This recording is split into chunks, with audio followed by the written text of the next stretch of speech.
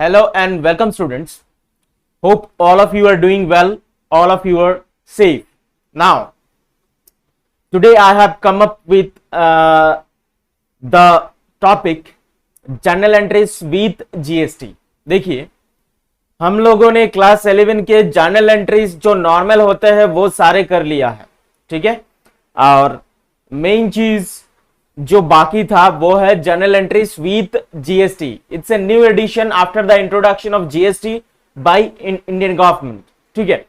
अगर आप लोगों को जीएसटी के बारे में नहीं पता तो first of all I would like to request you kindly see the video of GST. Definitely I am going to give the link into the description. वो लिंक मैं डिस्क्रिप्शन में दे दूंगा। पहले आप जीएसटी के बारे में जानिए, then you come back here, जहां पर मैं जर्नल एंट्री आप लोग को सिखाऊंगा विथ जीएसटी, ठीक है। सो लेट अस स्टार्ट नाउ।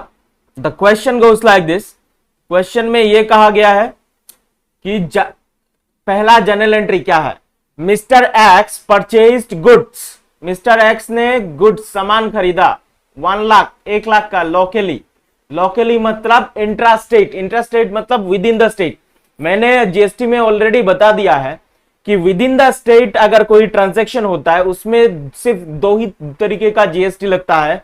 एक है एसजीएसटी, स्टेट गवर्नमेंट का हक, सीजीएसटी, सेंट्रल गवर्नमेंट का हक, ठीक है। तो दो तरीके का जीएसटी लगेगा। तो at the time of purchase जो जीएसटी आपको देना पड़ता है, as we are talking about business, तो बिजनेसमैन परचेज करते समय जो जीएसटी देना पड़ता है उसे कहा जाता है input GST. Clear to you. और वही सामान जब वो बेच देगा that time he would collect GST, उसको कहा जाता है आउटपुट जीएसटी, ठीक है। तो मिस्टर एक्स ने 1 लाख रुपए का सामान खरीदा इंट्रास्टेट मतलब विद इन द स्टेट, ठीक है। कब खरीदा? 14 अप्रैल 2021।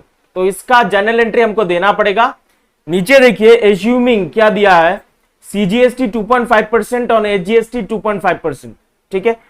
तो that one we need to calculate. ये हमें अच्छे से देखना पड़ेगा, ठीक है।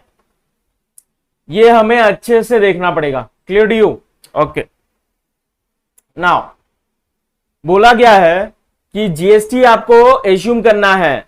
टोटल जीएसटी का स्लैब तो इधर 5% है, जिसमें आधा सेंट्रल का हक है 2.5% और स्टेट गवर्नमेंट का हक है 2.5%। नॉर्मली ये एंट्री क्या होगा, एक्स परचेज्ड गुड्स, तो एक तो आ गया गुड्स खरीदा, तो एक तो आ गया अपने पास purchase, one aspect is purchase. Definitely यहां पर कैश नहीं दिया गया है, तो डेफिनेटली ही हैड ब्रॉट, किससे खरीदा होगा, he had bought it from some creditors. Businessman जिससे उधार में सामान खरीदता है वो होता है क्रेडिटर्स, ठीक है। अभी नॉर्मल एंट्री अगर होता विदाउट जीएसटी तो एंट्री क्या होता, purchase account debit to creditors. Why purchase? Purchase expenses nominal account में रूल क्या होता है, debit all expenses and losses, credit all incomes and gains. और क्रेडिटर्स बेचारा पर्सनल अकाउंट में आता है, debit the receiver, credit the giver. यार क्रेडिटर इज गिवर। अगर हम अमेरिकन रूल भी अप्लाई करें तो परचेज जो है एक्सपेंसेस, एक्सपेंसेस बढ़ने से डेबिट, और क्रेडिटर जो है वो है liability, because the business has to pay him in the future. Business को उसे फ्यूचर में पैसे देने की जरूरत पड़ेगी। So let us start. आप लोग करोगे कैसे? यहां ये हो गया आपका जर्नल एंट्री, ये हो गया जर्नल एंट्री का फॉर्मेट। क्या करना है, इधर लिख देना है डेट, ठीक है। ये आ गया आपका particulars, this is debit rupees, और ये हो गया आपका क्रेडिट रुपीस, और ऊपर लिखना है journal in the books of, जिसके बुक में, ठीक है। कब डेट, पहला एंट्री 14 अप्रैल, 14 अप्रैल, ठीक है। 14 अप्रैल कब, 21। This is your date, okay. Entry क्या होने वाला है आपका, परचेज अकाउंट डेबिट। मैंने कह दिया क्यों purchase account debit, because purchase nominal account में आता है। तो एंट्री हो गया आपका परचेज अकाउंट डेबिट, ठीक है। और एस वो जीएसटी भी देने वाला है, ठीक है। कितना, 2.5%, 2.5%। 1 लाख रुपए का सामान खरीदा गया है, okay. Purchase account debit 1 lakh, 1 lakh, ठीक है, 1 लाख का 2.5%, उसको क्या देना होगा, इनपुट सीजीएसटी अकाउंट डेबिट, ये भी एक्सपेंसेस है, input SGST. Why input SGST? Because it is also expenses. That's why debit, because the business has to pay. Business को ये देना पड़ेगा, लाइबिलिटी। क्लियर है ना? एक्सपेंसेस, एक्सपेंसेस बढ़ गया तो क्या है, डेबिट है। टू क्रेडिटर्स अकाउंट हो गया। 2.5% मतलब 2500, ये भी आ जाएगा आपका 2500। तो टोटल क्रेडिटर्स को कितना देना पड़ेगा आपको, 1 lakh. Ultimately how much you need to pay to the creditors, 5% तो 1,05,000 रुपए देना पड़ेगा। परचेज ऑन 14 अप्रैल 2021, ठीक है। 1 लाख कितना देना पड़ेगा, 5,000, 1,05,000, ठीक है। Being goods purchased on credit and GST payable at the rate of 5%, 5% GST देने की जरूरत है, ठीक है। ये तो हमने लिख दिया, और जैसे ही लिख दिया यहां पर आप एक नोट्स बना लीजिए कि आपको सीजीएसटी इनपुट का कितना आया है और एसजीएसटी इनपुट का कितना। तो इधर हम लिख देते हैं पहले इनपुट, ये क्यों बना रहे हैं हम बता देंगे बाद में। इनपुट सीजीएसटी कितना है आपका, 2500, और यहां पर लिख लीजिए input SGST, how much, 2500। Clear, okay. Moving to the next, he sold them, मतलब जो सामान खरीदा उसने वो बेच दिया, सोल्ड देम। तो एक तो क्या आ गया आपका एस्पेक्ट, सेल, 1.5 लाख रुपए में बेचा, इन द सेम स्टेट, उसी स्टेट में। तब भी अगर इसी स्टेट में बेचा गया तो दो तरीके का जीएसटी लागू होगा, एक सीजीएसटी, दूसरा एसजीएसटी। क्लियर हो, सीजीएसटी लागू होगा और एसजीएसटी लागू होगा, ठीक है। 15 अप्रैल में बेच दिया उसी स्टेट में, किसको बेचा नाम नहीं है, तो जिसको बेचा होगा उसको उधार में बेचा होगा, तो वो किसी को अगर उधार में सामान बेचता है तो वो क्या हो जाता है, डेटर। वो क्या हो जाता है, डेटर। उधार में सामान बेचने वाले को डेटर बोलते हैं, उधार में सामान खरीदने वाले को क्रेडिटर बोलते हैं, in the point of view of business के हिसाब से। तो सामान बेचा गया 1.5 लाख रुपए का, ठीक है। जीएसटी तो अपना वही है 2.5 और 2.5%, सीजीएसटी एसजीएसटी लागू होगा इधर, बट ये हो जाएगा output, because now the businessman will collect CGST and SGST from debtors, इसीलिए उसको कहा जाता है आउटपुट बेचते समय, ठीक है। Entry becomes very easy,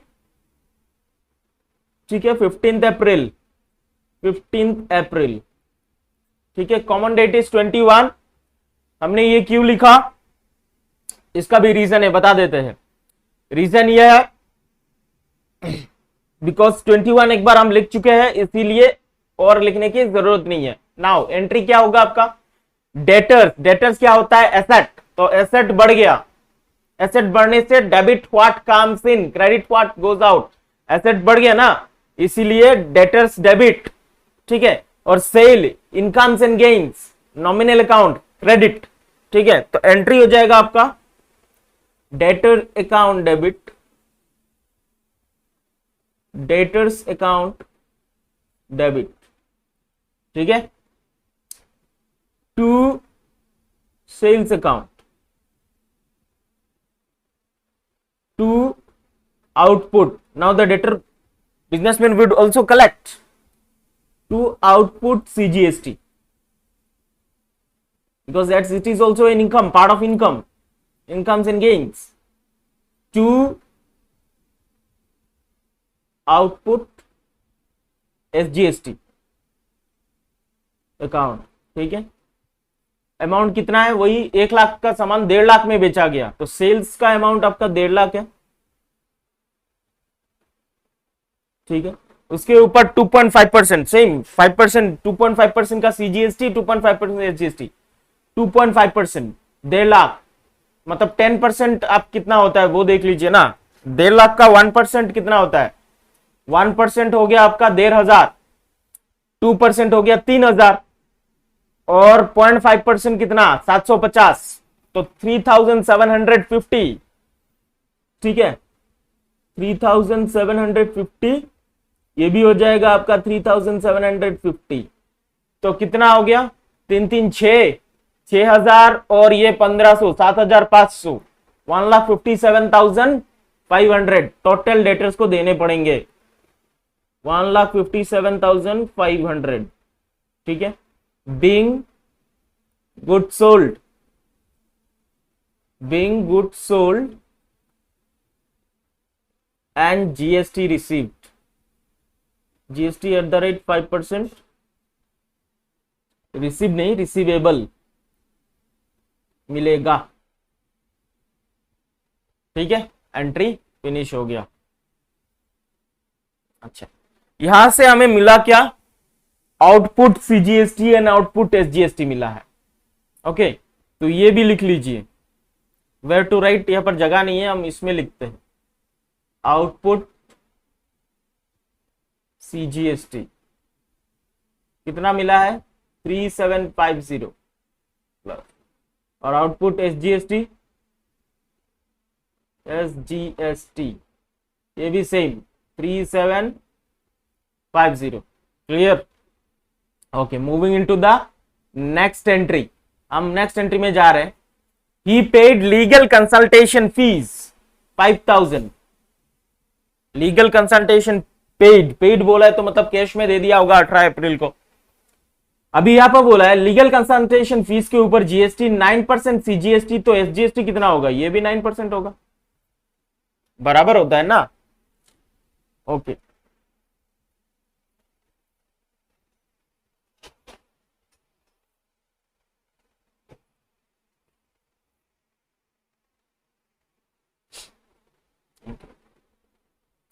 now legal consultation fees पे कर दिया, इट्स एन एक्सपेंसेस, एक्सपेंसेस बढ़ने से क्या होता है, डेबिट, तो एंट्री क्या हो जाएगा, legal consultation fees account debit, ठीक है। 18 April, 18 April 21, legal consultation fees, consultation fees account debit, as it is expenses, expenses होने से क्या होगा, डेबिट होगा। उसके साथ आपको सीजीएसटी भी देनी ही पड़ेगी, तो जो देना है वो क्या हो जाएगा, input CGST account debit, input SGST account debit, clear. To कौन दे, कैश में दिया गया है, पेड बोला है ना, टू कैश अकाउंट, क्लियर। तो being debit what comes in, credit was got out, cash चला गया इसीलिए कैश क्रेडिट, समझ में आया है कि नहीं। Being legal fee paid and GST with GST, with लिख देते हैं, with GST at the rate of 9% each, दोनों 9% है। 5,000 लीगल कंसल्टेशन फीस था, ठीक है, उसका 9% कितना होगा 450 रुपीज, आप लोग को तो आता है ना कैलकुलेट करना, 450, ये भी हो जाएगा 450, कितना आ गया 450 और 450 एक्चुअल में हो गया 900, 5,900 पे किया गया है total, 5,900। So here also we got input CGST और एसजीएसटी कितना 450, तो ये इधर कैलकुलेट करेंगे, सीजीएसटी में कितना बढ़ गया और 450 इनपुट में, एसजीएसटी में भी बढ़ गया 450, ठीक है। Okay, moving into the next question, ये खत्म हो गया। He purchase furniture for his office, office के लिए फर्नीचर खरीदा 12,000 रुपए में, कब खरीदा 28 अप्रैल, और उसके ऊपर बोला है फर्नीचर के ऊपर 14% for CGST and SGST each, दोनों के ऊपर 14% सीजीएसटी और एसजीएसटी देना पड़ेगा। तो at the time of purchase furniture खरीदा गया, डू रिमेंबर, जब फर्नीचर खरीदता है, फर्नीचर इज नॉट गुड्स, तो at the time of purchasing goods हम एस्पेक्ट क्या लेते हैं, purchase, but at the time of furniture, yes furniture is asset for the business, तो हम एस्पेक्ट क्या लेंगे, फर्नीचर। ठीक है, तो फर्नीचर कौन सा अकाउंट में आएगा, रियल अकाउंट में। Debit what comes in, debit what comes इन, जो बिजनेस में आ रहा है वो डेबिट, तो फर्नीचर अकाउंट डेबिट, किससे खरीदा गया यहां पर वो लिखा नहीं है। ठीक है, इसलिए हम मान लेंगे क्रेडिटर से खरीदा गया, उधार में खरीदा गया, दैट्स वाई फ्रॉम क्रेडिटर। तो उससे हमें देना पड़ेगा क्या, input CGST and input SGST. Clear you, okay, input CGST and input SGST, clear, okay. ये देख लेते हैं नाउ,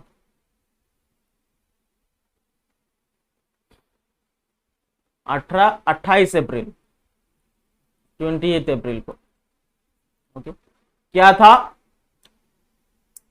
फर्नीचर खरीदा गया, तो furniture comes in, that's why furniture debit, furniture account debit,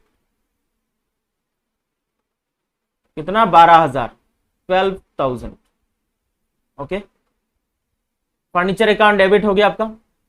फिर है क्या, उसके ऊपर देना पड़ेगा जीएसटी, तो खरीदते टाइम आप जो दोगे उसे बोलते हैं input, input CGST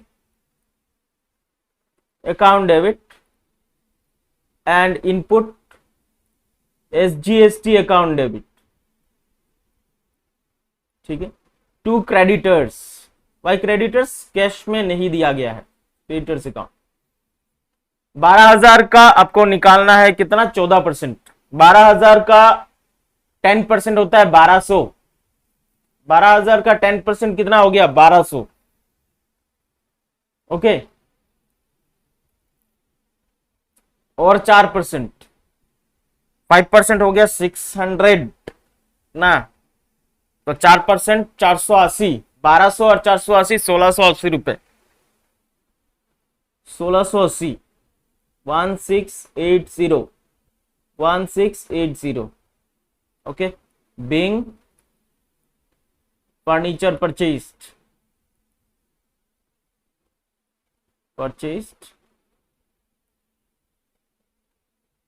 and GST payable at the rate 14% each। ठीक है, प्लस करके बिठा देना है, 1600 हो गया 3200, 12 और 3 हो गया कितना, 15,000, 15,200। ठीक है, 3200 तो 15,200 और हो गया 160, 15,360 रुपए, 15,360, सो दैट मच। उसमें भी आया है आपका इनपुट सीजीएसटी एंड एसजीएसटी, वो देख लेते हैं। इनपुट वाले में जाइए, कितना था, 1680, 1680, ये भी था आपका 1680, क्लियर। आउटपुट तो नहीं है, तो सारे इनपुट को प्लस करिए, कितना है आपका, 000, 5, 8 + 5 is 13, 1 carry, 6 + 4 is 10, 10 + 5 is 15 + 1 16, again 1 carry, 2 + 1 is 2 + 1 ना, 2 + 1 3 + 1 which is 4, 4630, इसे देख लेते हैं, ये भी सेम होगा, इनपुट एसजीएसटी सेम ना, कितना, 2500, 000, दिस इज 3, 1 कैरी, 6 + 4 10, 15 16, 1 कैरी, 4 4630, और आउटपुट कितना है आपका, 3750। ठीक है, नाउ क्या जीएसटी रिटर्न देना पड़ेगा, इनपुट इज मोर, ध्यान से देखिए, if input is more than output, if input is more than output then GST return is not payable। GST return मैं इधर लिख देता हूं, इधर लिख दो, तब क्या होगा, GST return not payable. GST return के बारे में अगर आपको अच्छे से समझना है तो मेरा जीएसटी वाला वीडियो देखिए। अगर इनपुट ज्यादा है और आउटपुट कम है, यहाँ पर इनपुट ज्यादा हुआ तो हमें जीएसटी रिटर्न देने की जरूरत नहीं है। But in the case if output GST is greater than input, जितना ज्यादा होगा उतना जीएसटी रिटर्न पेएबल होता है। Clear to you? I think all of you have clear. Now अभी हम सीखेंगे इंटरस्टेट ट्रांजैक्शन का। देखिए ये भी जर्नल ही है, पर ये है कि इंटरस्टेट मतलब आउटसाइड द स्टेट। तब मैंने कहा था आउटसाइड द स्टेट अगर कोई ट्रांजैक्शन होता है तब एक ही जीएसटी लगता है, उसे क्या बोलते हैं? आईजीएसटी। खरीदते समय इनपुट आईजीएसटी, ठीक है, और बेचते समय आउटपुट आईजीएसटी, एक ही लगता है। इसको आप अच्छे से देख लीजिए। इंटरस्टेट ट्रांजैक्शन में सिर्फ एक ही जीएसटी लगता है, which is known as IGST. Ultimately इसमें सेंट्रल का भी हक होता है, पर वो ब्रेकअप नहीं होता, वो पूरा पैसा सेंट्रल गवर्नमेंट के पास ही जाता है, और बाकी सेंट्रल गवर्नमेंट अपना हिस्सा रख के जिस स्टेट में एक्चुअल में बेचा गया है उस स्टेट को वो आधा हिस्सा भेज देता है। ठीक है, तो जर्नल तो आपको पता ही है। A bought goods worth ₹10,000 from outside state market. ठीक है, आउटसाइड से खरीदा, गुड्स खरीदा, तो एंट्री क्या हो जाएगा? Purchase account debit. Very easy, purchase account debit. ठीक है, किससे खरीदा? कैश नहीं है तो हम क्या लिख देंगे? To creditors account. ठीक है, ही इज द गिवर। और आउटसाइड स्टेट से खरीदा, इसलिए यहां पर जो जीएसटी लगेगी वो होगा आईजीएसटी। तो इधर लिख देंगे इनपुट आईजीएसटी अकाउंट डेबिट। ये भी पेएबल है। ठीक है, कितना? 10,000 और 12%, एज्यूमिंग 12% आईजीएसटी, तो आईजीएसटी लगेगी 12%, 12,000, और 10,000 का 12% 1200,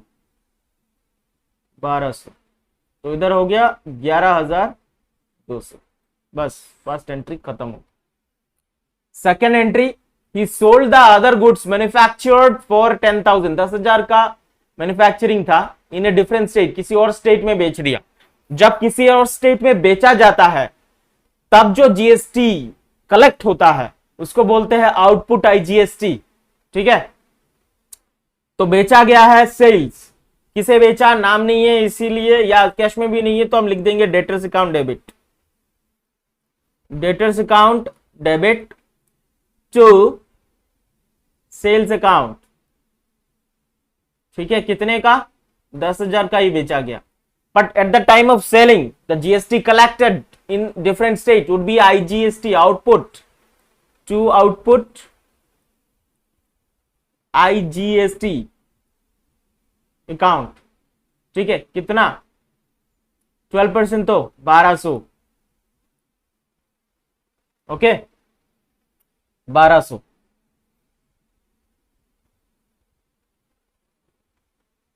क्लियर? 11,200। नाउ इनपुट आईजीएसटी आपके पास कितना आया? 1,200, और आउटपुट आईजीएसटी ये भी 1,200, दोनों बराबर है, ये कैंसिल हो गया। Means the central government does not require to pay, और आउटपुट आईजीएसटी में जो आपने कलेक्ट किया था उसे आपको देने की जरूरत नहीं है।